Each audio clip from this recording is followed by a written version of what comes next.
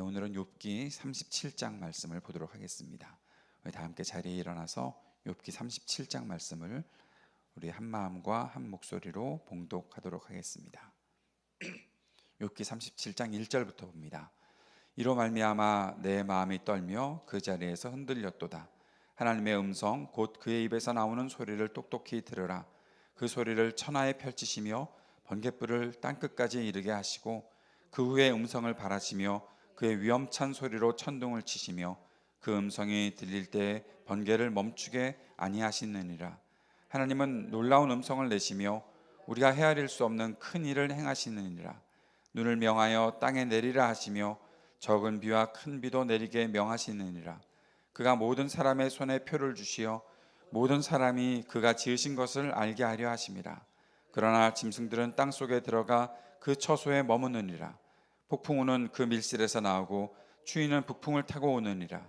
하나님의 입김이 얼음을 얼게 하고 물의 너비를 줄어들게 하느니라.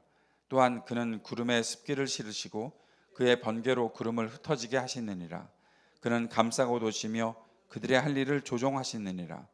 그는 땅과 육지 표면에 있는 모든 자들에게 명령하시느니라. 혹은 징계를 위하여 혹은 땅을 위하여 혹은 긍휼을 위하여 그가 이런 일을 생기게 하시느니라. 욥이여 이것을 듣고 가만히 서서 하나님의 오묘한 일을 깨달으라. 하나님이 이런 것들에게 명령하셔서 그 구름의 번개로 번쩍거리게 하시는 것을 그대가 아느냐? 그대는 겹겹이 쌓인 구름과 완전한 지식의 경이로움을 아느냐? 땅이 고요할 때 남풍으로 말미암아 그대의 의복이 따뜻한 까닭을 그대가 아느냐? 그대는 그를 도와 구름장을 두들겨 넓게 만들어 녹여 부어 만든 거울같이 단단하게 할 수 있겠느냐? 우리가 그에게 할 말은 그대는 우리에게 가르치라. 우리는 아둔하여 아뢰지 못하겠노라. 내가 말하고 싶은 것을 어찌 그에게 고할 수 있으랴? 삼켜지기를 바랄 자가 어디 있으랴? 그런즉 바람이 불어 하늘이 말끔하게 되었을 때 그 밝은 빛을 아무도 볼 수 없느니라. 북쪽에서는 황금 같은 빛이 나오고 하나님께는 두려운 위험이 있느니라. 전능자를 우리가 찾을 수 없나니 그는 권능이 지극히 크사 정의나 무한한 공의를 굽히지 아니하심이니라. 그러므로 사람들은 그를 경외하고 스스로 지혜롭다 하는 모든 자를 무시하느니라. 아멘. 자리에 앉겠습니다. 오늘도 우리가 주님의 말씀을 받겠습니다. 엘리후의 이 말이 이제 마무리가 됩니다. 엘리후의 말을 신학자들은 그 한자로 그렇게 표현하는데 장광설이라고 표현합니다. 장광설이 무슨 뜻인가 하면 길게 말하는데 말을 너무 잘한다라는 거예요. 길게 말하는데 말을 너무 잘한다. 길고도 정확한 뜻은 길고도 세차게 잘하는 말솜씨를 가리키는 그런 말인데 엘리후가 길게 말하죠. 다른 친구들은 보통 어느 정도 말하고 욥이 말하고 또 조금 말하고 욥이 말하고 뭐 그랬는데 엘리후는 혼자서 쭉 얘기를 했습니다. 엘리후 같은 목사가 없는 게 다행이다 생각이 들 정도로. 왜냐하면 설교가 길 거 아니겠어요? 얼마나 힘들겠어요?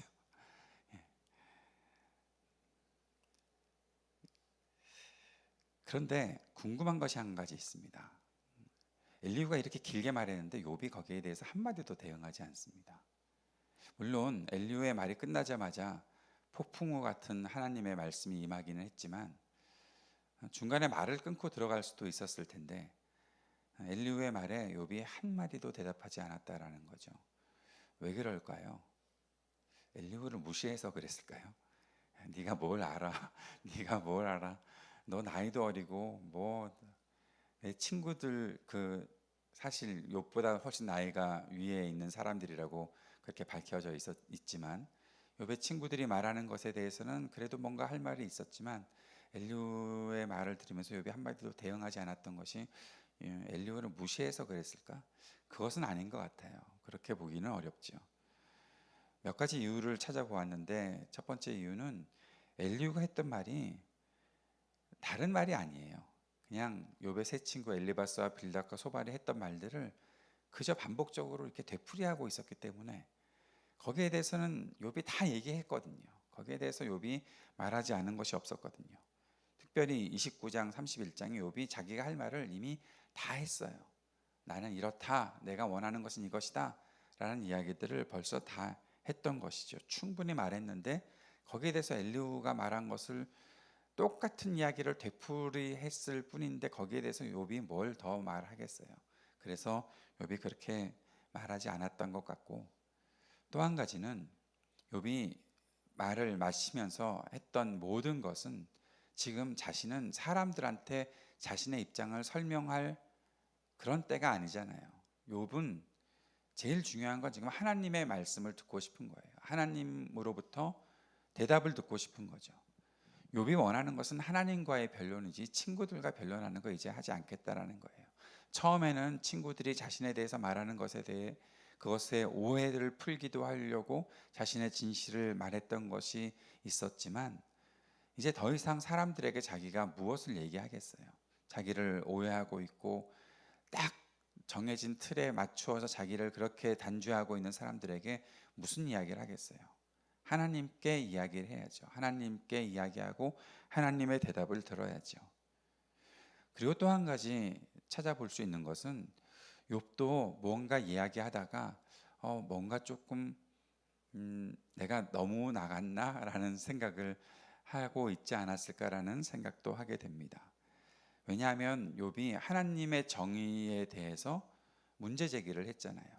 왜냐하면 하나님이 정의로우시다면 왜 내가 이렇게 고통에 빠지게 하십니까? 나는 죄가 없는데.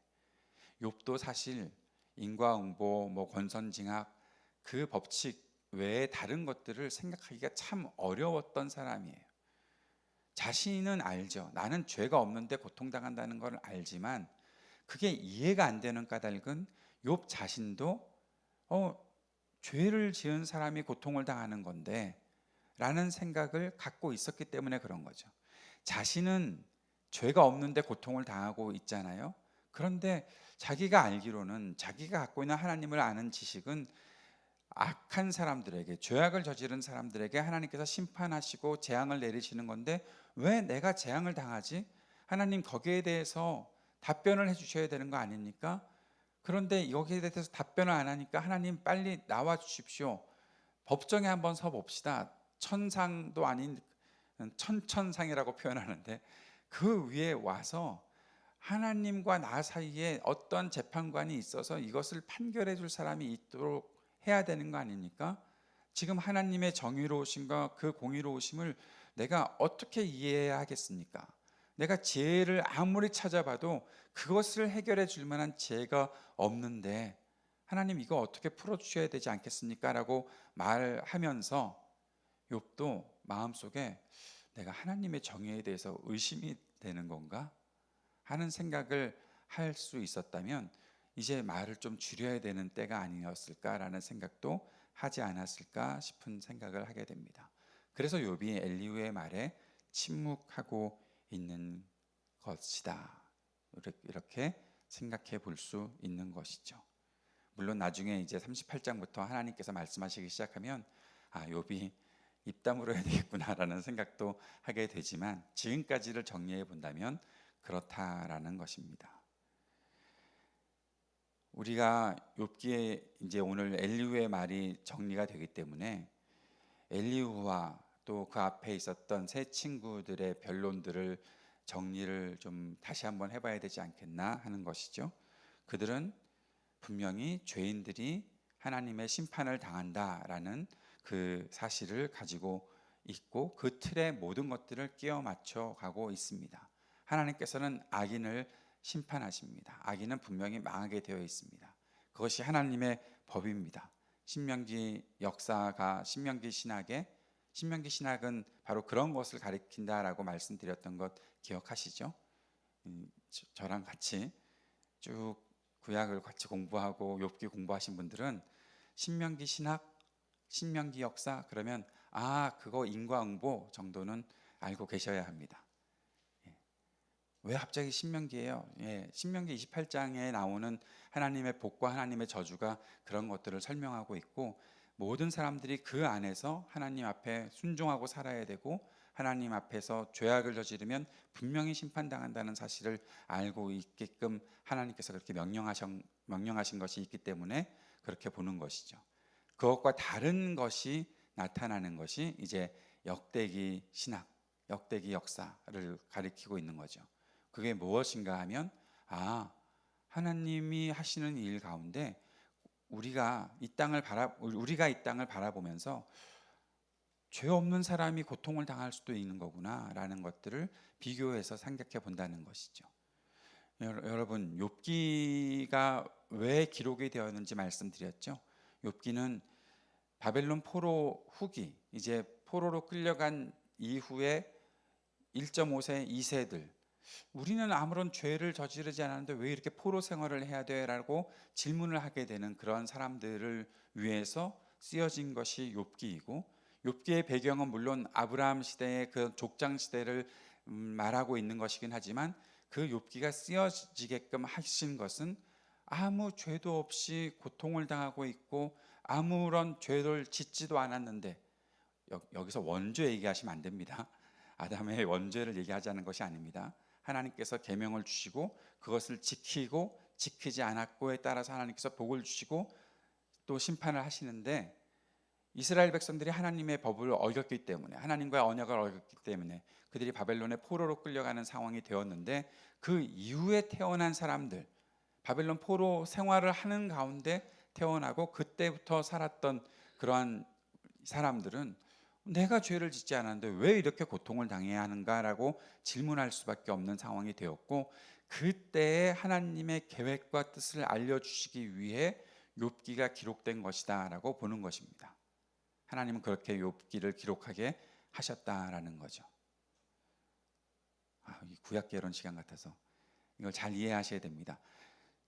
어저께 어떤 형제가 저한테 질문을 했었어요. 성경이 창세기부터 쭉 어떻게 기록이 되고 그 기록된 내용들을 우리가 어떻게 구분해야 됩니까? 라고 물어보길래 구약 개론을 안 들었구나 생각해서 설명해 준 것이 있거든요. 성경의 내용이 배경이 되는 시대가 있어요. 그리고 또 한 가지 꼭 기억해야 되는 것은 그 성경이 쓰여진 시대가 있다는 거예요. 그러니까 지금 가장 쉬운 얘기는, 오늘 제가 글을 하나 써보고 싶어요. 어떤 글을 쓰고 싶은가 하면 고려시대 때 이야기를 쓰고 싶은 거예요.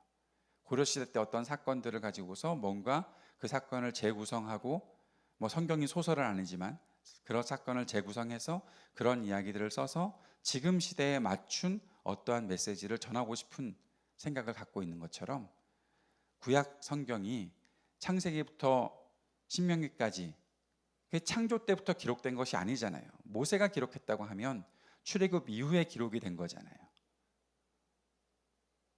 오해하시면 안 됩니다. 모세가 창조 때부터 하나님께서 창조하시는 걸 다 보고서 그때부터 기록하고 오랫동안 살다가 출애굽까지 살았던 사람이 아니잖아요. 모세오경, 모세가 기록한 성경을 우리가 알고 있잖아요. 모세가 왜 기록했죠?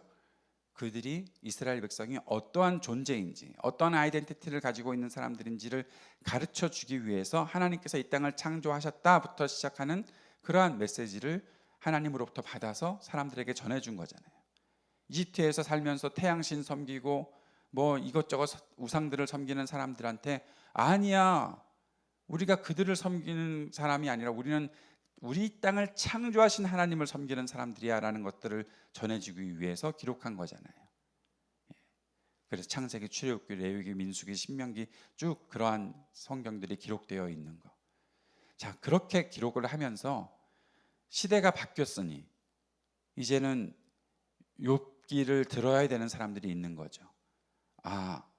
죄를 짓지 않아도 고통 가운데 있는 사람들이 있겠구나 라는 것을 보게 되는 거죠. 이미 그러한 역사들을 지내왔지만 그것에 대해서는 잘 모르던 사람들에게 가르쳐 주는 것입니다. 그리고 또 한 가지, 이렇게 탄식하는구나, 하나님의 통치에서 벗어나고 또는 하나님의 그 통치에서 벗어난 것 같은 슬픔을 당하고 고통을 당하는 사람들의 탄식이 있다라는 사실들을 우리들에게 가르쳐주고 있는 거예요. 욥기에 보면 욥이 얼마나 탄식하고 있습니까? 얼마나 아파하고 있습니까? 그 탄식의 소리를 우리가 좀 들어야 한다라는 것이죠. 저는 이번에 욥기를 쭉 묵상을 해오면서 길잖아요. 그리고 때로는 지루하잖아요. 여러분은 그냥 읽고 들으시면 됐지, 저는 이걸 연구하고 전해야 되는데 얼마나 지루하겠어요. 그런데 한 가지 의미를 찾아낸 것이 무엇인가 하면, 제가 찾아냈다는 겁니다. 그냥 여러분도 공감하시려면 공감하시면 되는 거고, 꼭 이런 것입니다라고 전해드리는 것은 아니고요. 고통당하는 사람의 소리를 내가 조금 더 들을 수 있어야 하겠구나라는 거예요. 사실 신음소리 오랫동안 듣는 거 힘듭니다. 어떤 사람들이 힘들어하는 소리 오랫동안 듣는 거 쉽지 않습니다. 만나면 맨날 우는 소리 하는 사람 소리 듣고 싶으세요? 좀 좋은 얘기 하는 사람하고 같이 있고 싶지, 맨날 우는 소리하고 뭐 난 왜 이래, 난 안 돼, 그런 소리 하는 사람들 조금 지나다 보면 좀 피하고 싶을걸요. 근데 욥기를 읽으면서 네, 그러지 말아야 되겠구나라는 생각을 하게 되었어요. 조금 더 들을 수 있어야겠구나. 그 고통이 내가 생각하는 것과 다를 수 있겠구나. 좀 그 애가들, 그 탄식들을 들을 수 있는 일들이 있어야 되겠구나. 그리고 그 속에서 버텨내려고 하는 그러한 사람들의 마음도 우리가 이해해야 되겠구나라는 그 생각도 욥기를 읽으면서 하게 되었던 것이죠. 그리고 이제 한 가지 더 보는 것은 36장 후반부터 시작해서 엘리후가 하나님의 창조하신 세계에 대한 이야기를 하고 있어요. 엘리후가 앞에 친구들과 달랐던 것이 여기에 하나 나타나요. 엘리후는 크신 하나님을 보려고 해요. 그리고 그것 때문에 뭐라고 하는 것이 아니라 그 하나님에 대한 이야기를 하고 있어요. 물론 엘리후가 그렇게 말하는 목적이 있어요. 이 온 세상을 지으신 크신 하나님 앞에 너 입 다물어 라고 말하고 있는 거예요. 사실은 너 뭘 안다고 네가 자꾸 그렇게 떠들어 하고 입 다물라고 말하고 있는 것이지만, 그러나 엘리후의 오늘 이야기도 들어보면 이 모든 세상의 섭리가 하나님의 손에서 창조되었고 하나님께서 하시는 일이구나. 그것을 우리가 딱 끼워 맞춰서 이거는 이런 원리로, 이건 이거고 이건 이거고 그렇게 틀을 만들려고 하는 시도는 좀 우리들에게 좀 어리석은 태도일 수도 있거든요. 그렇게 하나님을 막 여기저기다가 막 가두어 놓으려고 하는 그러한 생각들은 잘못된 생각이지만, 우선 우리가 인정해야 될 것은 크신 하나님, 그리고 그 온 땅을 만드신 하나님, 그 온 땅을 만드신 하나님의 그 모습을 우리가 어떻게 다 이해할 수 있겠어요? 그것을 과학이라는 논리로 다 가둬 놓을 수가 없어요. 자꾸 과학의 논리로 가둬 놓으려고 하는 시도 자체는 굉장히 어리석은 시도가 될 수가 있어요. 하나님은 크신 분이시거든요. 그래서 진정으로 하나님을 섬기는 과학하는 사람들은 하나님의 신비를 그 안에 맡겨 놓는 거예요. 야, 여기 봐라, 저기 봐라, 모든 것이 과학으로 다 정리되어 있고 다 맞다, 그렇게 말하지 않아요. 왜냐하면 그것으로 다 이해가 안 되는데 어떻게 그걸 가두겠어요? 그런데 보면 엘리후가 그런 말을 하고 있는 것 같아요. 왜 이런 말을 했을까 생각을 해보니까 하나님이 그의 입을 주장하신 것이 아닐까라는 생각이 들어요. 왜냐하면 38장부터 하나님이 그 비슷한 이야기들을 시작하고 계시기 때문이거든요. 욥이 그 사실을 들을 수 있도록 욥의 관심을 하나님의 창조 세계와 하나님의 통치로 욥의 시각을 돌려놓는 역할을 엘리후가 살짝 하고 있는 것 같다는 거죠. 그래서 우리가 38장부터는 그 하나님의 크심을 보게 될 것입니다. 어떤 면에서 이 사람들의 이야기 듣는 게 더 쉽지 않았을까라는 생각이 들 정도로 내일부터는 하나님의 놀라우신 창조의 이야기와 하나님의 역사하심을 우리가 보게 될 텐데, 물론 이 욥기가 창조 교과서는 아니지만 하나님께서 이 땅을 어떻게 다스리고 계시는가에 대한 그 위엄과 그 영광스러움 앞에 우리가 할 수밖에 없는 그러한 마음들을 갖게 될 것 같아요. 그 이야기를 듣게 하시려고 엘리후가 마지막에 이러한 발언을 하게끔 하시는 것이 아닐까라는 생각을 보게 됩니다. 그런데 오늘 우리가 한 가지 이 엘리후의 이야기를 들으면서 받아야 되는 교훈이 하나 있어요. 무엇인가 하면 하나님의 크심을, 하나님의 위대하심을 우리가 보고 그 다음에 뭐 해야 되겠느냐 하는 거죠. 하나님의 위대하심을 보았으면 여러분 그 다음에 무엇을 하셔야 합니까? 위대하심을 보았으면 그 다음에 무엇 해야 합니까? 질문에는 답을 하셔야 되는 거예요. 순종해야 되는 거죠. 또 전해야 되는 거예요. 순종하고 전하는 일들이 있어야죠. 하나님의 위대하심을 보았으면 그 위대하심 앞에 순종하는 마음들을 가져야죠. 그리고 그것을 전하는 사람이 되어야죠. 그렇게 사는 사람들을 가리켜서 그리스도인이라고 말하는 것입니다. 어제도 우리가 말씀을 들었잖아요.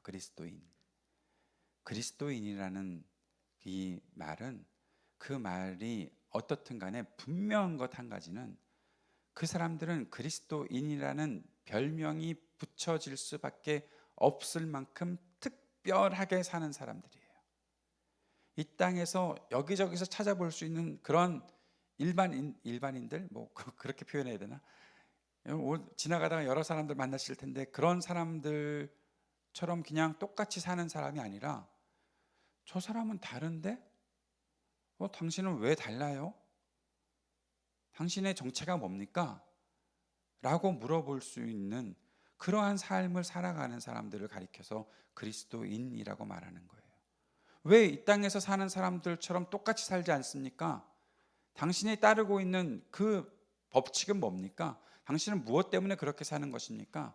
혹시 당신 그리스도인입니까? 라고 물어볼 수 있는 삶을 살아가는 거예요. 우리가 하나님의 영광을 본 사람들이라면 그렇게 살아야죠. 하나님의 위대하심을 경험한 사람들이라면 그렇게 살아야죠. 그 앞에 그것을 봤다고 입 다물고 있으면 안 되죠. 지금 엘리후가 한 가지 오해하고 있는 것은 그거예요. 하나님의 위대하심 앞에 너 입 좀 다물어 라고 말하고 있는 거거든요. 그런데 하나님께서 위대하심을 우리들에게 보여주시면서 입 다물어 라고 말씀하시려고 그렇게 보여주셨습니까? 아니요. 하나님께서는 이 땅을 창조하시고 우리를 창조하시면서 우리에게 이 모든 세상을 맡기셨어요. 다스리라고 하셨어요. 다스리려면 알아야죠. 다스리려면 그 위대하심이 어떤 것인지, 그 영광이 어떤 것인지 알고서 다스려야죠. 그렇게 살아가야 되는 것이 우리들의 모습이에요. 그렇게 살다 보면 이 땅이 우리들에게 당신은 무엇입니까? 당신은 어떻게 그렇게 삽니까? 당신을 통해서 하나님의 영광이 드러나는군요. 그렇게 고백할 수밖에 없을 거예요. 근데 우리를 보면서 사람들이 별다른 걸 못 느껴요. 교회에서 누군가를 만났는데 너도 교회 다녔어? 라고 말하면 안 돼요. 세상에서 만났을 때 너 사는 걸 보니까 너 교회 다니는 것 같아? 너 예수 믿는 것 같아? 너 그리스도인이야? 라고 그런 소리를 들어야지. 교회에서 어느 순간 만나는데 저 사람도 교회 다녔네? 별로 그렇게 뭐 똑같아 보이는데 뭐 교회 다니는 예배드리고 찬양할 때 막 손 들고 찬양하는 것 같고 뭐야? 그러면 안 되잖아요. 하나님의 영광을 본 사람들이 세상에서 어떻게 똑같이 살 수가 있어요? 하나님의 위대하심을 안다는 사람들이 세상에서 어떻게 똑같이 살아갈 수가 있어요?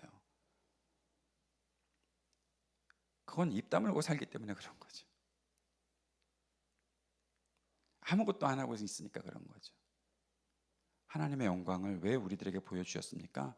좀 전에 말씀하신 것처럼 순종하고 전하라고 주신 거예요. 하나님의 이름을 높이라고, 하나님의 이름을 선포하라고, 하나님의 말씀대로 살으라고 그 위대하심과 영광을 보여주시는 거예요. 그러면 다시 질문을 해봐야죠. 나는 정말 하나님의 영광을 보는가? 어제도 오후 3시에 예배 설교하면서 제가 그랬어요. 그리스도를 따라 살려면 그리스도를 알아야 하는데 그리스도를 따라 살지 못하는 이유의 첫 번째는 우리가 그리스도를 모르기 때문이에요. 그리스도를 왜 몰라요? 성경을 읽어봤어야 알지. 예수님이 어떻게 사시는지, 어떤 말씀하셨는지를 봤어야, 들었어야 알지. 아무것도 모르면서 그리스도를 따라 산다고 그리스도인이라고 말하는 그런 엉터리가 어디 있어요? 자기 마음대로 생각하고 자기가 좋은 대로 생각하면 그게 그리스도인이라고 생각하는, 그건 이상한 거잖아요. 말씀을 봐야지. 말씀 속에 무엇이 있는지를 알아야지. 말씀을 보고서 모르겠으면 연구하고 깨달아야지. 공부해야죠. 왜 성경 공부만 하냐고 그러지 마시고 제발 성경 공부라도 하셔야지. 그걸 해야지. 그거 안 하고 어떻게 무엇을 하겠다고. 그러니까 그리스도를 따라 살지 못하죠. 하나님의 영광을 알지 못하죠. 하나님의 영광을 알지 못하니 하나님처럼 살아갈 수가 없는 거죠. 하나님의 형상을 드러낼 수가 없는 거죠. 우리가 죄인이 아니었다면 모르겠어요. 우리는 죄를 지어서 하나님께로부터 떠난 존재가 되었었잖아요. 그래서 다시 구원받은 사람이 되었으면 배우고 알아야죠. 교회 왔다 갔다 한다고 그것을 알 수 있겠습니까? 아니요. 말씀을 펼쳐놓고 읽고 묵상하고 연구하고 암송하고 말씀대로 살으려고 노력하고 한 말씀이라도 그대로 살으려고 해야죠. 하나님은 위대한 분이시니 그 앞에 너는 입 다물어. 아니에요. 입을 다물면 안 돼요. 아, 정말 그렇습니까? 감탄사부터 시작해서 하나님을 찬양하는 소리가 나오고 하나님의 말씀을 읊조리는, 중얼중얼하면서 읊조리는 그런 묵상이 있어야 하는 것이고, 그리고 그 말씀대로 살려고 내 삶에 하나님 말씀을 가득히 채우는 일들이 있어야지. 하나님의 말씀과 하나님의 창조 그 세계 앞에서 왜 입 다물고 있냐고요. 사랑하는 여러분, 말씀 앞에 온전히 반응하는 우리가 될 수 있길 바랍니다. 하나님의 이 창조 세계를 본다면 하나님의 그 창조 세계와 하나님의 그 통치하심 아래 온전한 삶을 살아갈 수 있게 되기를 바랍니다. 당신은 무엇을 위해서 삽니까? 당신의 정체가 무엇입니까? 당신은 왜 그렇게 다르게 삽니까? 라고 물어보는 사람들에게 하나님이 이 땅을 다스리고 계시기에 내가 이렇게 살아가고 있습니다 라고 대답해 줄 수 있는 저와 여러분의 삶이 될 수 있기를 축복합니다. 시간 함께 기도하면서, 주님, 우리가 오늘도 믿음의 눈을 열어서 하나님께서 이 땅을 다스리고 계시는 것을 보게 해 주십시오. 보게 해 주십시오. 느끼게 해 주십시오. 알게 해 주십시오. 깨닫게 해 주십시오. 하나님의 말씀을 통해 깨닫게 해 주십시오. 우리가 믿음의 눈을 열어 주의 말씀을 보고, 믿음의 귀를 열어 주의 말씀을 듣고, 믿음의 마음을 열어 주의 말씀대로 살아가는 우리가 되게 해 주십시오. 주님 앞에 간절히 기도하는 이 시간이 되었으면 좋겠습니다. 함께 기도하겠습니다.